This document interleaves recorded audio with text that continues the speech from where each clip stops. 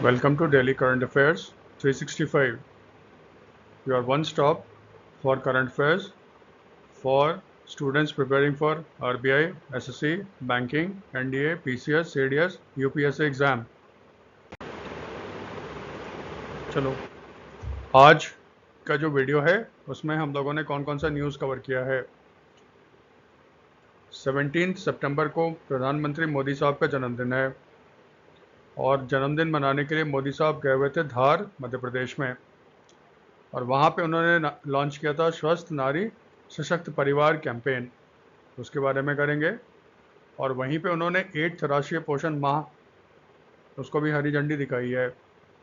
प्रधानमंत्री मातृ वंदना योजना के जो लाभार्थी हैं, बेनिफिशियरी हैं, उनके अकाउंट में पैसे ट्रांसफ़र किए।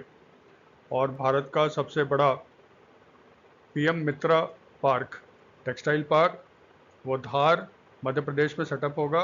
उसका उन्होंने फाउंडेशन स्टोन रखा है। दिल्ली में दिल्ली के सीएम रेखा गुप्ता ने एशिया का पहला cancer care centre for women, इसका दिल्ली में इनॉग्रेशन किया है।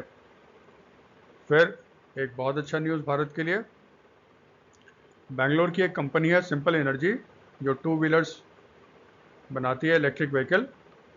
उसने भारत में रेयर अर्थ का बगैर यूज़ किए हुए मोटर्स बना लिया है, ठीक है, जो इंडिया के लिए बहुत ही अच्छा एक न्यूज़ है।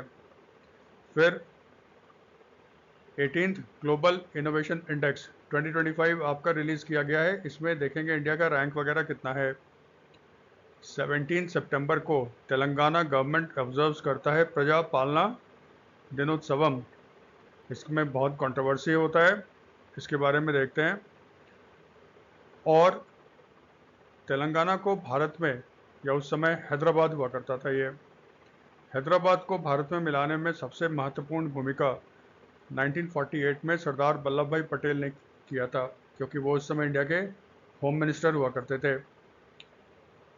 तो आप जानते हो दिल्ली में प्रधानमंत्री संग्रहालय है, उसमें सरदार वल्लभ भाई पटेल का एक artificial intelligence powered holo box का इनाग्रेशन किया गया आज 17 तारीख को। और Indian leg spinner Varun Chakravarthy ICC men's T20 ranking में नंबर 1 बॉलर बन गए हैं। ये इंडिया के तीसरे बॉलर हैं आफ्टर जसप्रीत बुमराह एंड रवि बिश्नोई। ये सारा न्यूज़ है, इसको हम लोग कवर करेंगे आज के वीडियो में।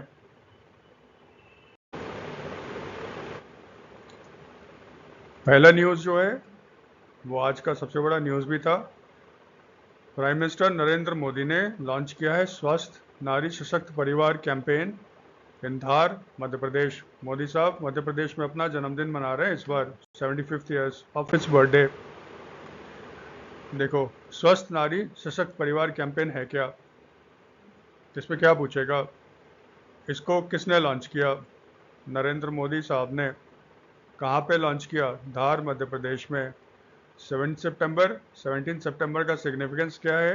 इस दिन प्राइम मिनिस्टर नरेंद्र मोदी का बर्थडे होता है, ठीक है।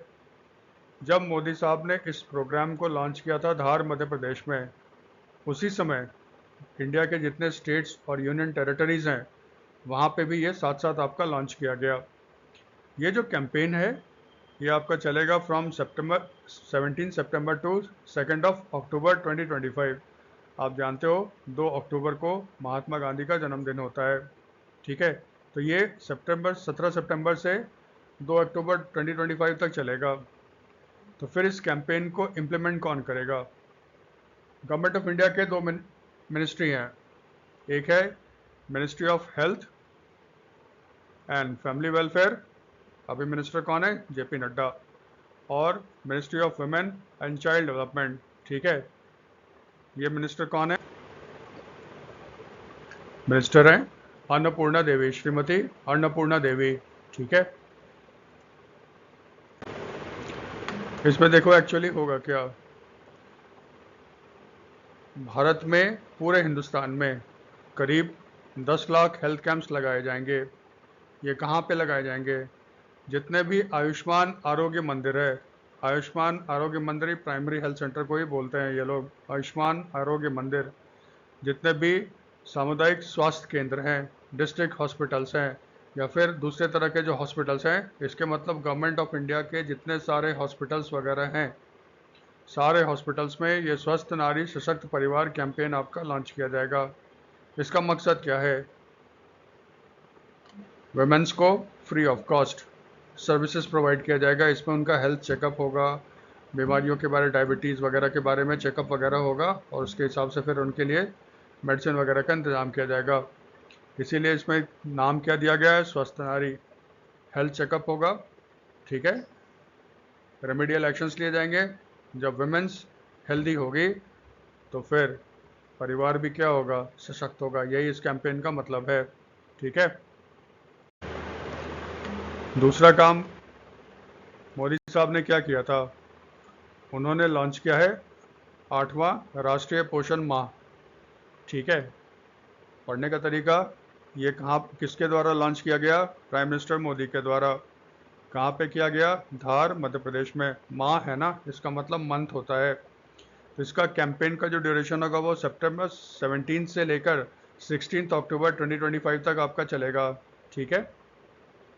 फिर इसको कौन इम्प्लीमेंट करेगा?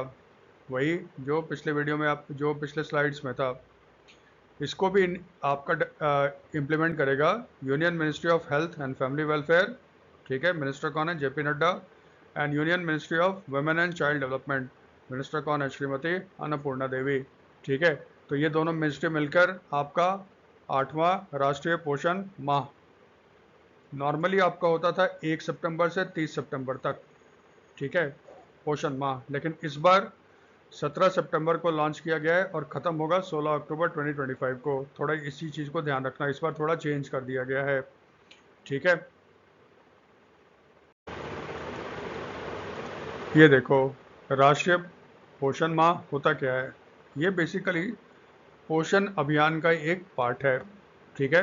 पोषण, पोषण का मतलब होता है prime ministers over arching scheme for holistic nutrition, ठीक है। ये बेसिकली पोषण का एक फुल फॉर्म होता है, prime ministers over arching scheme for holistic nutrition. अभियान का मतलब हुआ कैंपेन। इसको पहली बार लॉन्च किया था प्राइम मिनिस्टर नरेंद्र मोदी ने मार्च 2018। लॉन्च कहाँ किया था? झुंझुनू, राजस्थान, ठीक है। इसमें देखो, ध्यान ये रखना, कभी भी सेंट्रल गवर्नमेंट स्कीम आपका न्यूज़ में आता है, भले वो 10 साल 20 साल पुराना क्यों ना हो, अगर वो न्यूज़ में आता है तो हमें थोड़ा सा उसको करके जाना होगा ताकि हम थोड़ा सेफ हो जाएं, ठीक है। अब जैसे पोषण है तो उसका फुल फॉर्म एक वो रहेगा, और अभी भी हो सकता है पूछ लेगा,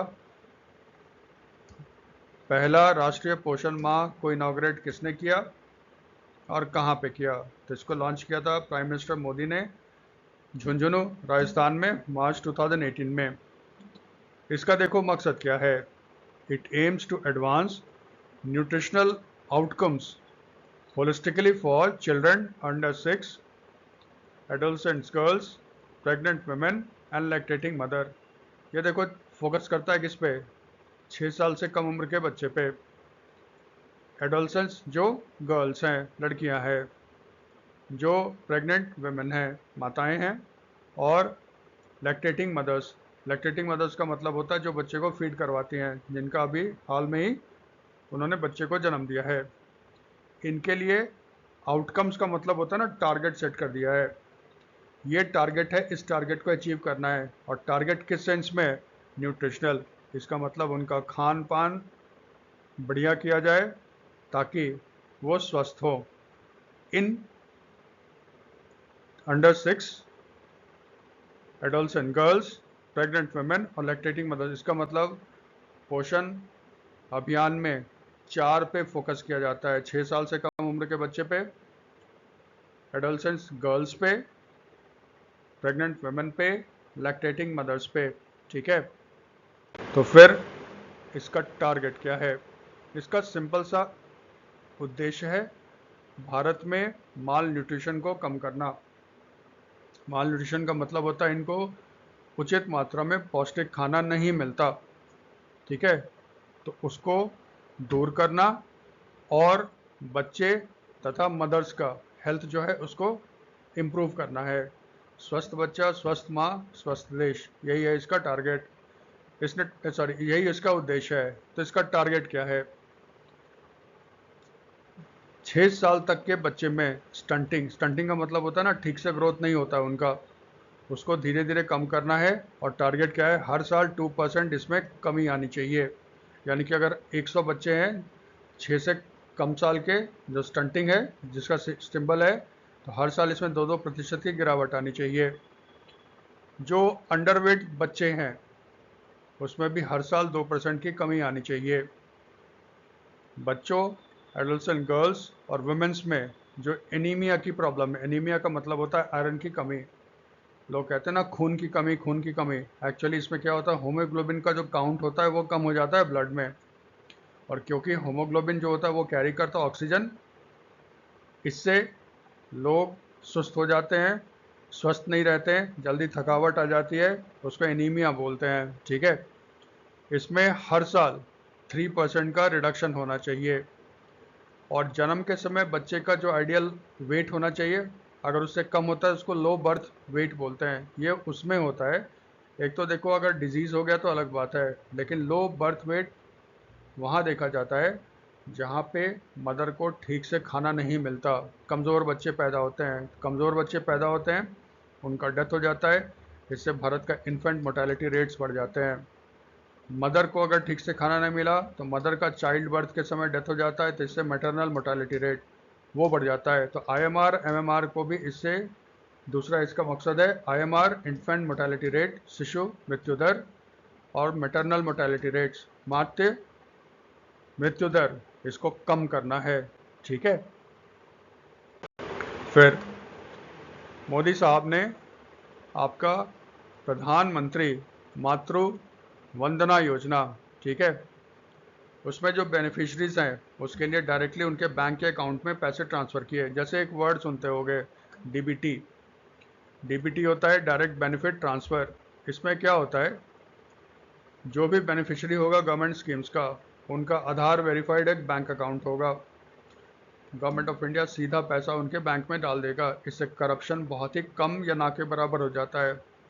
इस तरह के स्कीम्स को कहते हैं direct benefit transfer.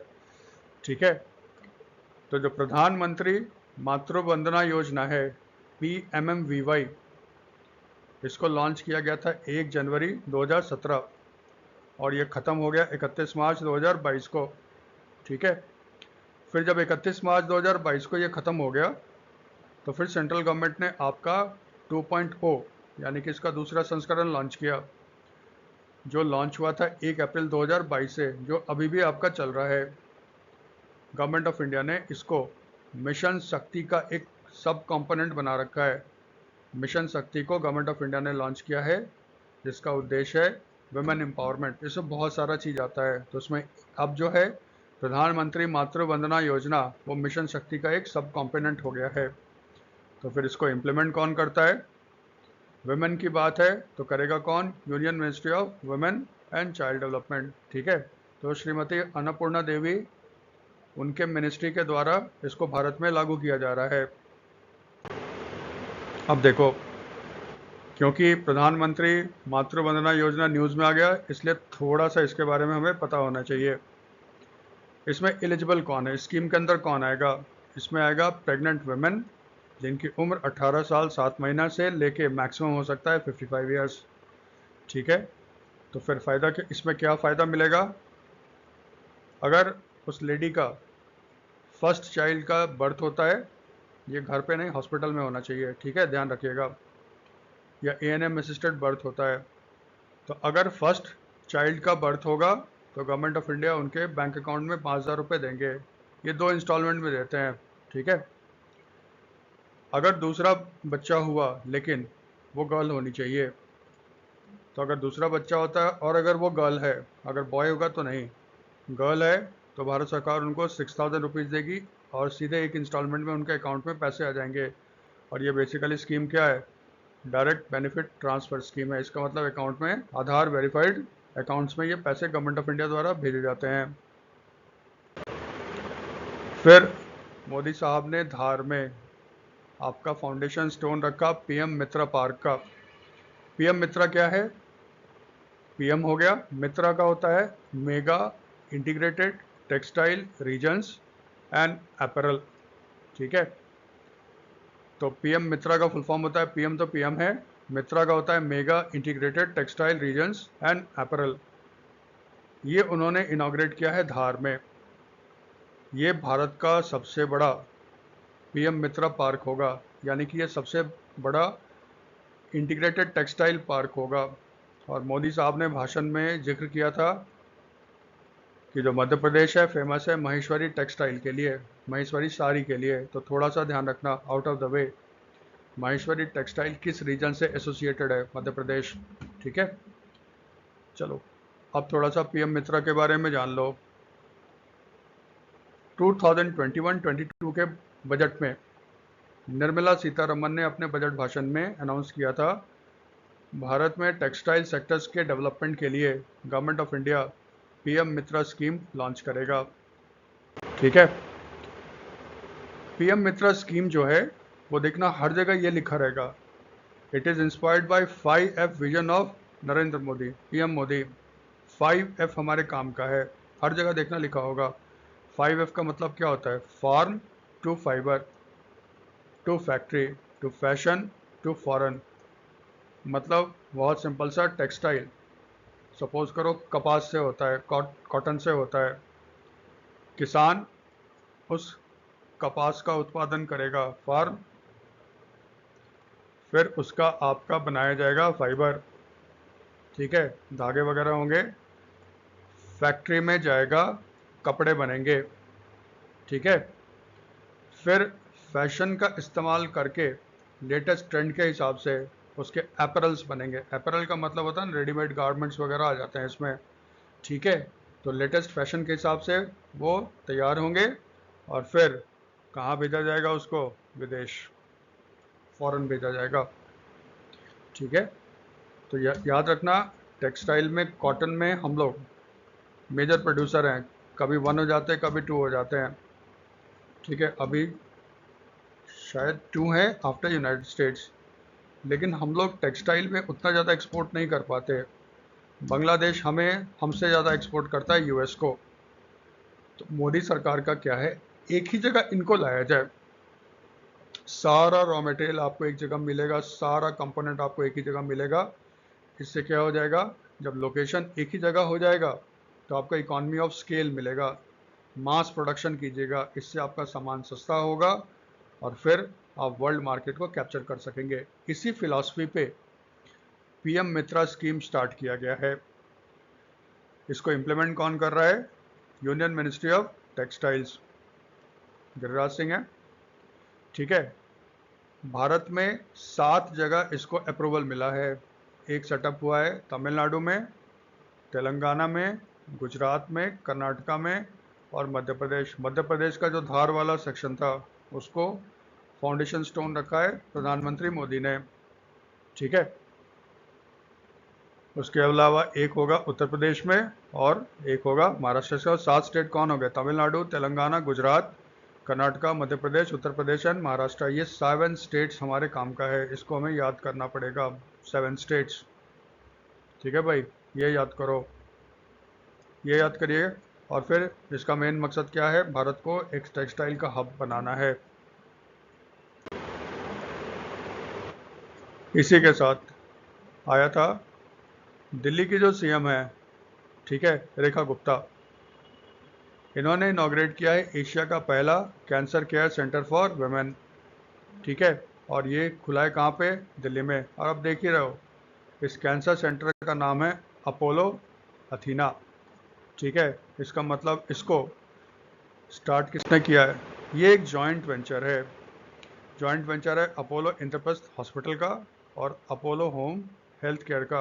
Apollo group होगा, आपने सुना होगा, हॉस्पिटल ग्रुप है, बहुत बड़ा है, उसी की ये 2 कंपनी है, इंद्रप्रस्थ हॉस्पिटल जो दिल्ली में है और अपोलो होम हेल्थ केयर, दोनों ने मिलके आपका अपोलो अथीना सेंटर खोला है। ये एशिया का पहला कैंसर सेंटर है जो सिर्फ और सिर्फ डेडिकेटेड है वेमेन का। यूनिक है ना, इसलिए आप याद रखिएगा। अपोलो वाले कह रहे हैं धीरे धीरे इसको भारत के दूसरे मेजर सिटीज़ में भी ओपन किया जाएगा। एक न्यूज़ आया था, बैंगलोर की एक कंपनी है सिंपल एनर्जी, ये आपका इलेक्ट्रिक स्कूटर या टू व्हीलर बनाता है। इसने एक ब्रेक थ्रू किया है। स्कूटर्स वगैरह में आपका मोटर का इस्तेमाल होता है, ठीक है। ये जो मोटर्स है जिसमें मैग्नेट का इस्तेमाल होता है, नॉर्मली जो भी इलेक्ट्रिक व्हीकल बनता है उसमें जो मोटर्स में मैग्नेट का इस्तेमाल होता है वो रेयर अर्थ का बना होता है। उसमें चीन का आधिपत्य है पूरे विश्व में, ठीक है। डोनाल्ड ट्रंप क्यों नहीं चीन के खिलाफ कुछ कर पा रहा है? क्योंकि उसने साफ कहा कि मैग्नेट देना बंद कर दिया, रेयर अर्थ देना बंद कर दिया। डोनाल्ड ट्रंप चुप हो गए। भारत भी तो चीन पर डिपेंडेंट है।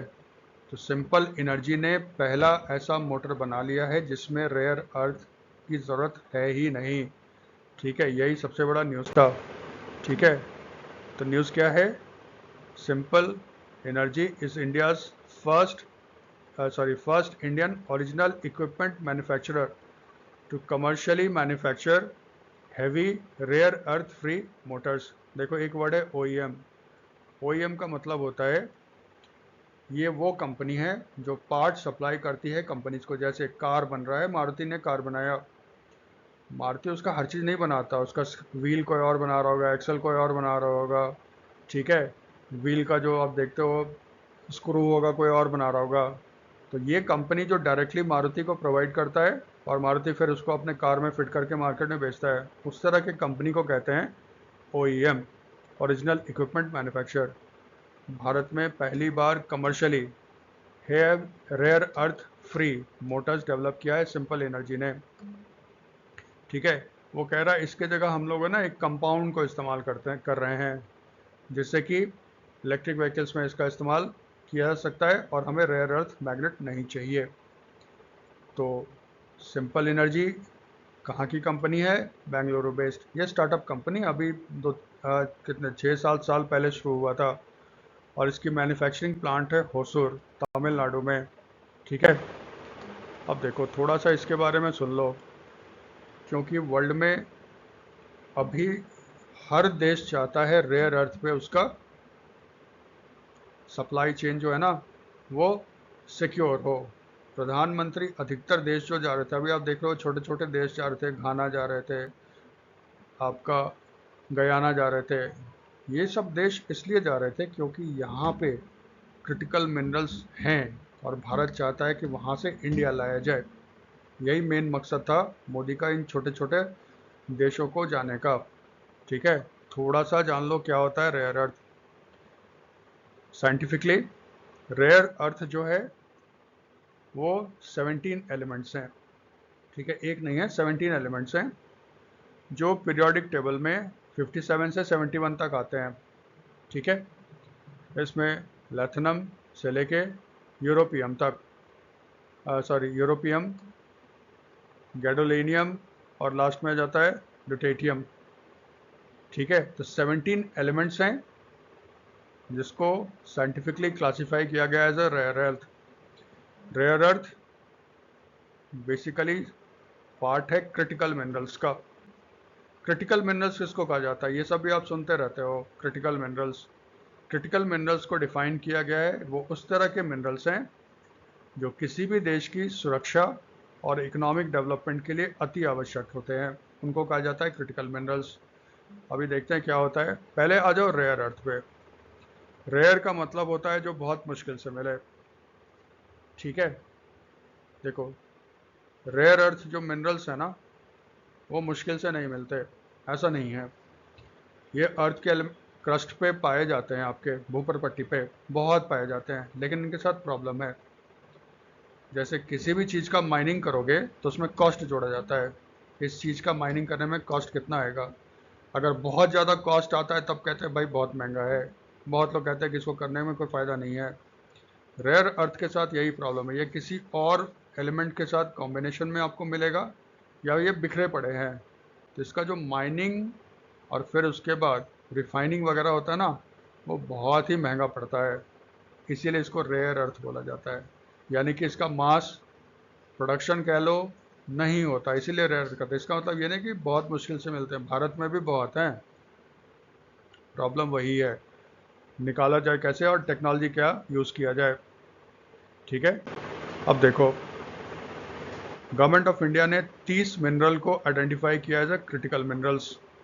जैसे एग्जाम के लिए याद रखना, भारत में कितने मिनरल्स को बोला जाता है क्रिटिकल मिनरल्स? 30। ये सारे नाम है: molybdenum, antimony, beryllium, vanadium, zirconium, bismuth, देखो कोबाल्ट, कोबाल्ट चलो, कॉपर, कॉपर को भी क्रिटिकल मिनरल माना गया है, ग्रेफाइट, निकल, फॉस्फेट, पोटाश, ठीक है, लिथियम, सिलिकॉन, स्ट्रॉन्टियम, ये सारे जो है, titanium, tin, tungsten, selenium, cadmium, ये सारे आपने नाम सुना होगा। ये जो 30 मिनरल्स हैं, इसको भारत सरकार मानता है क्रिटिकल मिनरल्स। ठीक है, और इस पे भारत सरकार बहुत काम कर रहा है। भारत सरकार चाहता है कि भारत में भी क्रिटिकल मिनरल्स का माइनिंग हो, कमर्शियल प्रोडक्शन हो, ताकि हम लोग दूसरे पे डिपेंडेंट ना रहे। ठीक है, क्यों? क्योंकि जो रेयर अर्थ है ना, इसका व्यापक यूज़ है। इसको डिफेंस, इलेक्ट्रॉनिक्स, एनर्जी सिस्टम्स, ठीक है, wind turbine, magnets, electric vehicle Motors, solar panel में, हेल्थ में, मेडिकल में, आप जितना भी जगह सोच सकते हो वहाँ होता है। और आजकल फैशन चला हुआ इलेक्ट्रिक व्हीकल का। जितने भी इलेक्ट्रिक व्हीकल हैं, उसके जो मोटर्स होते हैं, उसमें जो मैग्नेट्स यूज़ होते हैं, वो रेयर अर्थ के बने हुए होते हैं। दूसरे मोटर्स पे आप मैग्नेट्स यूज़ कर सकते हो, लेकिन जो रेयर अर्थ के मैग्नेट्स होते हैं ना, वो कन्वेंशनल मैग्नेट्स के कंपैरिजन में बहुत ही पावरफुल होते हैं। ठीक है, यहीं पे आ जाता है चाइना। चाइना डोमिनेट करता है रेयर अर्थ के मार्केट का वर्ल्ड में। 2024 का जो statistical review of world energy का डेटा है, वो कहता है दुनिया में सबसे ज़्यादा रेयर अर्थ का रिजर्व्स चाइना के पास है। उसके बाद आता है आपका ब्राज़ील, और 60% of the global mine production और 90% of the processed and permanent magnet का आउटपुट प्रोडक्शन वर्ल्ड में चाइना करता है। आप सोच रहे हो, 90% आपका मैग्नेट चाइना आता है। इसीलिए चाइना के साथ जब भी किसी देश का, जैसे जापान के साथ उसका झगड़ा हुआ था, उसने मैग्नेट का सप्लाई बंद कर दिया। उसने अप्रैल में अनाउंस किया था कि हम वर्ल्ड में मैग्नेट का सप्लाई नहीं करेंगे। इंडिया को भी किया था उसने, इंडिया को भी सप्लाई नहीं कर रहा है। इससे हमारा जो इलेक्ट्रिक व्हीकल मैन्युफैक्चरर्स है, उनको प्रॉब्लम हो रहा है। अब तो हद ये हो गया है, भारत में कार बन जाती है, उसको भेज देते हैं चाइना, वहाँ से मैग्नेट लगा के वो लोग हमें दे रहे हैं। इसका मतलब सीधी सी बात है, चाइना के पास रेयर अर्थ के भंडार और मैग्नेट के प्रोडक्शन के कारण उसने अमेरिका, इंडिया सबको परेशान कर रखा है। इसीलिए हर कंट्री चाहता है कि जल्दी से जल्दी चाइना पे ये डिपेंडेंस कम किया जा सके। ठीक है, दूसरा जो न्यूज़ आया था, वो आया था 18th global innovation index, GII। ठीक है, इस बार का जो इंडेक्स रिलीज़ हुआ है, उसमें इंडिया का जो रैंक है वो इम्प्रूव हो गया, 38 हो गया है, जबकि लास्ट ईयर क्या था, 39। जैसे पूछते हैं question, 18th global innovation index 2025 में इंडिया का रैंक कितने से इम्प्रूव किया, ऐसे पूछ लेंगे तो 1 से। या फिर पूछ लेंगे इंडिया का रैंक कितना था, 38। इस बार स्विट्ज़रलैंड टॉप पे था। पिछले पिछले 15 लगातार सालों से स्विट्ज़रलैंड टॉप पे है। रिमार्केबल परफॉर्मेंस है। ठीक है, इंडिया जिसका रैंक 2020 में 48 हुआ करता था, वो 2025 में जंप करके 38। इसका मतलब 5 साल में इसने लगभग 10 पायदान की छलांग लगाई है। और कितने कंट्री को रैंक किया गया था 18th ग्लोबल इनोवेशन इंडेक्स में, यह ना कंट्रीज भी पूछता है कि इस इंडेक्स में कितने कंट्रीज को रैंक किया गया था। तो एक तो हो गया 38, पिछले साल 39 था, स्विट्ज़रलैंड तो रहेगा ही, और टोटल कितने कंट्रीज को इसमें रैंक किया गया। पिछले बार की तरह साउथ और सेंट्रल एशिया के 10 कंट्रीज में टॉप रैंक पे कौन था, इंडिया। पिछले साल भी था ये इंडिया। ठीक है, तो फिर टॉप 10 कंट्री कौन है GII में? 15वें साल स्विट्ज़रलैंड, सेकंड पे आपका है स्वीडन, थर्ड पे आपका है यूएसए, फोर्थ पे जंप मारा है कोरिया, ठीक है। फिफ्थ पे आ गया है सिंगापुर, सिक्स्थ पे है यूनाइटेड किंगडम, सेवन्थ पे है फिनलैंड, एट पे है नेदरलैंड्स, नाइन्थ पे है डेनमार्क और 10th पोजीशन पे आ गया है चाइना। ये टॉप 10 है ठीक है। और ये तो याद रहेगा इंडिया का रैंक कितना है, 38, ठीक है। तो 18th ग्लोबल इनोवेशन इंडेक्स थोड़ा सा जान लो। ये जो ग्लोबल इनोवेशन इंडेक्स है इसको रिलीज करता है वर्ल्ड इंटेलेक्चुअल प्रॉपर्टी ऑर्गेनाइजेशन, वाइपो। ये एनुअली रिलीज करता है और पहली बार कब किया था, 2007। देखो ऐसे भी पूछ लेता है, जहाँ पे अभी भी पेपर पेन में एग्ज़ाम हो रहा है वहाँ पे ना मल्टीपल ऑप्शंस बना देगा, और ये पीसीएस वगैरह में बहुत ज़्यादा रहता है। आप देखोगे उसमें क्या कर देंगे, ये दे देंगे, फिर इसके बाद देंगे ये हर साल रिलीज़ होता है, हर 2 साल में रिलीज़ होता है, पहली बार 2007 में रिलीज़ हुआ, इतने कंट्री को रैंक किया गया, कौन सही है कौन गलत, इस तरह करके देता है। तो इसका मतलब हमें ये भी याद रखना पड़ेगा, ये हर साल रिलीज़ होता है और पहली बार कब रिलीज़ हुआ था, 2007 में। 18th एडिशन में 139 कंट्रीज़ को रैंक किया गया था, ठीक है, इनोवेशन के बेसिस पे। और इनको 4 पैरामीटर्स पे रैंक किया जाता है। एक होता है science and innovation investment, technological progress, technological adoption, और चौथा है socio economic impact of innovation. इसका मतलब कोई भी देश साइंस और इनोवेशन में कितना निवेश कर रहा है, कितना टेक्नोलॉजिकल प्रोग्रेस उसमें हुआ है, सिर्फ प्रोग्रेस से नहीं होना चाहिए, उस देश ने उसको कितना एब्जॉर्ब किया उस टेक्नोलॉजी को, और इसका इम्पैक्ट समाज और आर्थिक और सामाजिक इम्पैक्ट क्या है, इस पे ये कंट्रीज़ को इवेलुएट करता है, ठीक है। थोड़ा सा वर्ल्ड इंटेलेक्चुअल प्रॉपर्टी ऑर्गेनाइजेशन के बारे में जान ले। इसकी स्थापना हुई थी 1967 में। ये यूनाइटेड नेशंस की एक संस्था है, एजेंसी है। इसका काम क्या है, दुनिया में इंटेलेक्चुअल प्रॉपर्टी राइट्स के बारे में लोगों को अवगत करना, इसका प्रचार प्रसार करना, ठीक है। इसका हेडक्वार्टर कहाँ पे है, जेनेवा, स्विट्ज़रलैंड। इसके डायरेक्टर जनरल कौन है, डैरन टैंग। और फिलहाल वाइपो का कितना सदस्य देश है, 193 कंट्रीज इंक्लूडिंग इंडिया, इंडिया भी इसका मेंबर है। इंटेलेक्चुअल प्रॉपर्टी राइट्स क्या होता है, जो नेचर में एग्जिस्ट नहीं करता, जिसको किसी ह्यूमन के एफर्ट से बनाया गया है। जैसे आपका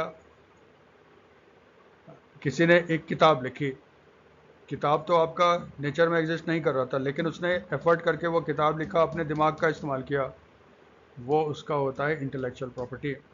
अब उसको इसका फ़ायदा मिलना चाहिए ना, तब फिर आपका आ जाता है पेटेंट, कॉपीराइट्स, ये सब सुनते हैं ना, ट्रेडमार्क वगैरह, ये अलग अलग चीज़ होते हैं। ये सब इंटेलेक्चुअल प्रॉपर्टी राइट्स को के ही टूल्स हैं, ताकि जो इनोवेशन करता है उसको उसका मॉनेटरी फ़ायदा मिल सके। यही होता है इंटेलेक्चुअल प्रॉपर्टी राइट्स। फिर तेलंगाना गवर्नमेंट, 17 सितंबर को तेलंगाना गवर्नमेंट आपका मनाता है प्रजा पालना दिनोत्सवम, ठीक है। इसका भी एक दिलचस्प कहानी है। दिलचस्प कहानी क्या है, पहले थोड़ा एग्जाम वाला कर लें। कांग्रेस में, तेलंगाना में फ़िलहाल अभी कांग्रेस की गवर्नमेंट है और वहाँ के सीएम है रेवंत रेड्डी, ठीक है। पिछले साल कांग्रेस पावर में आई, ठीक है। उससे पहले गवर्नमेंट हुआ करता था बीआरएस का, ठीक है।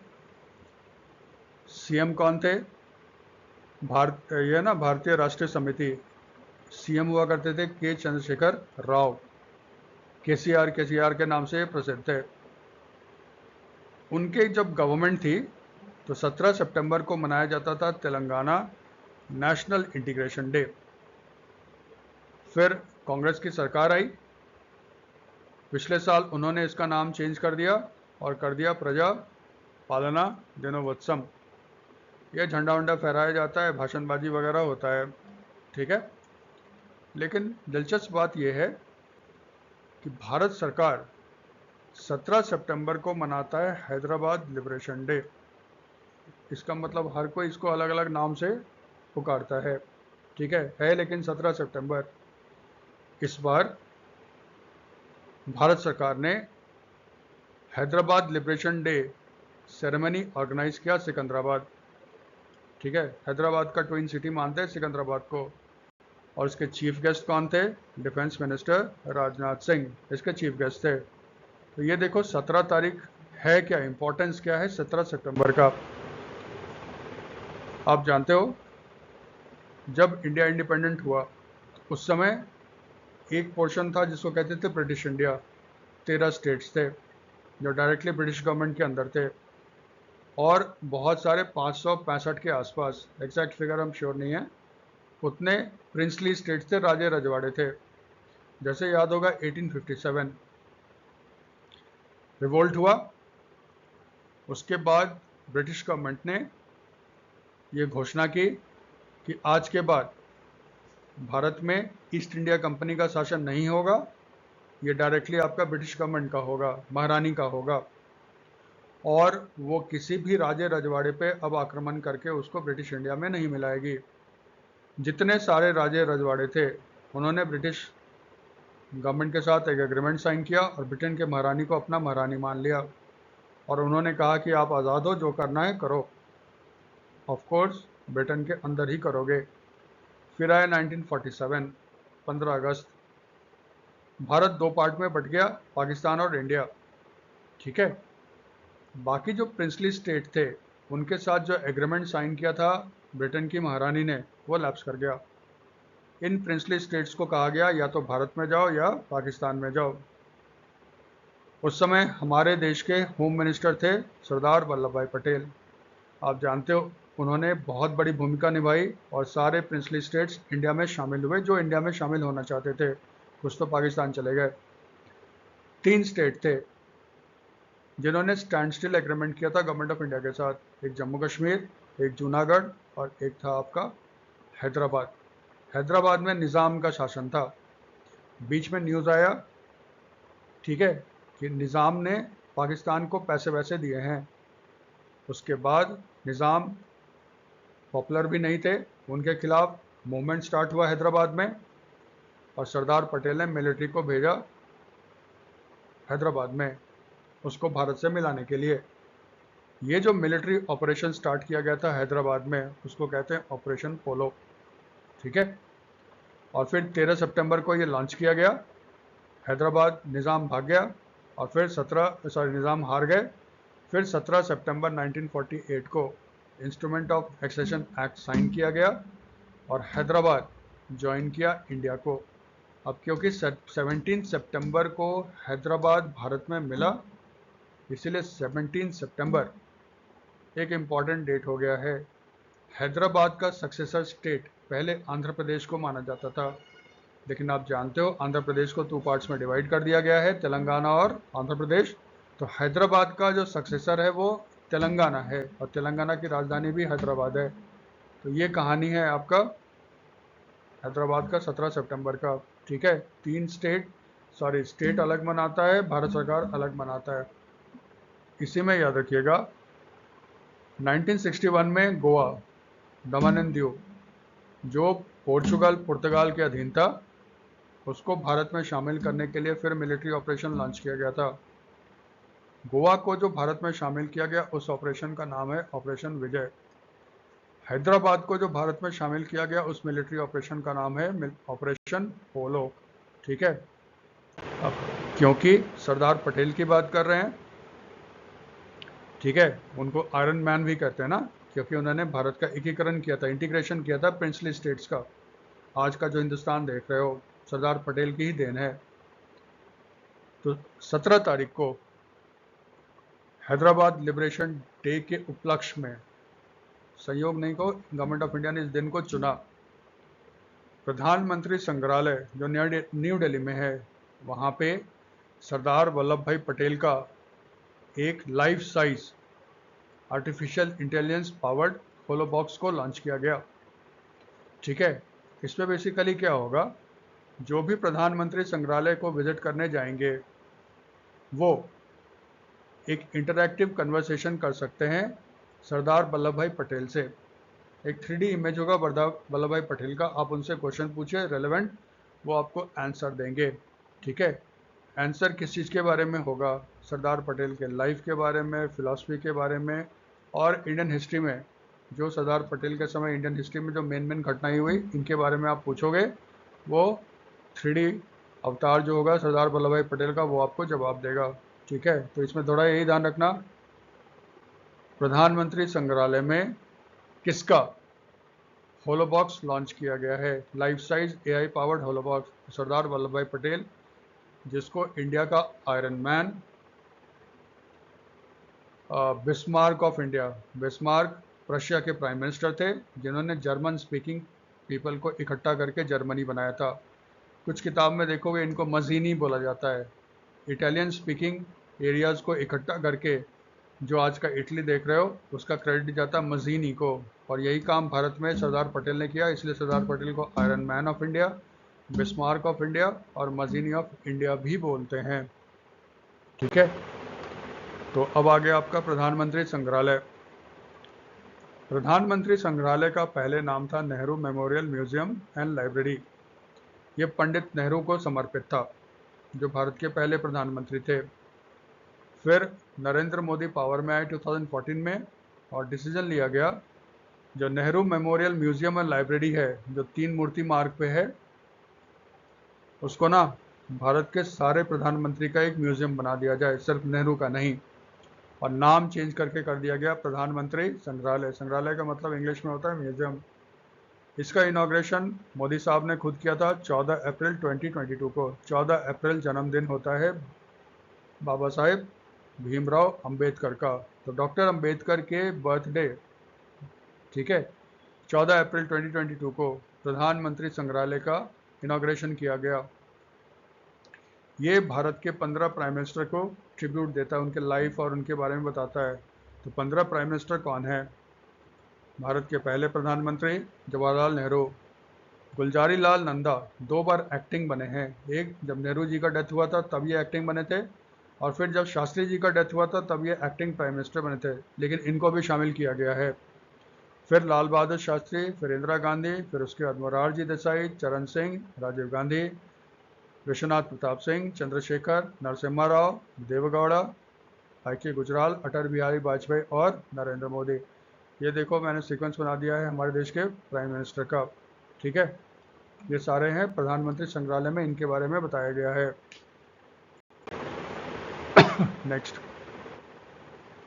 वरुण चक्रवर्ती, ये वर्ल्ड के नंबर 1 बॉलर बन गए हैं ICC के मेंस के T20 रैंकिंग में। ठीक है, number 1 ODI bowler, number 1 T20 bowler बन चुके हैं। ठीक है, ये तीसरे भारतीय बॉलर हैं जिनको T20 में नंबर 1 माना गया है। पहले कौन थे? जसप्रीत बुमराह, उसके बाद थे रवि बिश्नोई। अभी फिलहाल वरुण चक्रवर्ती खेल रहे हैं 17th एशिया कप क्रिकेट, जो आपका UAE में हो रहा है। पहले भारत में होना था लेकिन इसको शिफ्ट कर दिया गया UAE में। ठीक है, और पहले 2 मैच में UAE के खिलाफ और पाकिस्तान के खिलाफ इनका बहुत अच्छा परफॉर्मेंस था, इनका पॉइंट्स आया और ये ICC के नंबर 1 T20 के बॉलर बन गए, और ये भारत के तीसरे बॉलर हैं। वो याद रखना, जसप्रीत बुमराह और रवि बिश्नोई। आज के वीडियो में ये सारे मेन न्यूज़ थे जो एग्ज़ाम्स को कवर कर लेंगे। ठीक है, अगर आपको वीडियो अच्छा लगता है तो इसको लाइक करो, सपोर्ट करो और चैनल को शेयर करो। Thank you.